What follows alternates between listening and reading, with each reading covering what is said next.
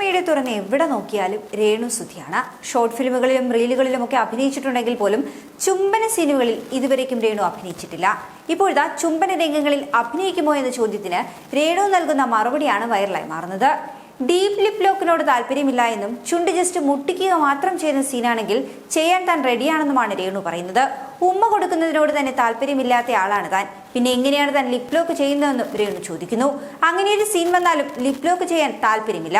Just ഒരു ഉമ്മ, അതായത് ചുണ്ട് മുട്ടിക്കുക മാത്രം ചെയ്യുന്ന സീനാണെങ്കിൽ താൻ ചെയ്യാൻ റെഡിയാണ്. പക്ഷേ ഡീപ് ലിപ് ലോക്കിനോട് താല്പര്യമില്ല. ഇനിയിപ്പോൾ മുന്നോട്ട് പോകുമ്പോൾ നായകന്റെ ചുണ്ടിൽ ജസ്റ്റ് മുട്ടിക്കുക മാത്രം ചെയ്താൽ മതിയെങ്കിൽ അഭിനയിക്കും.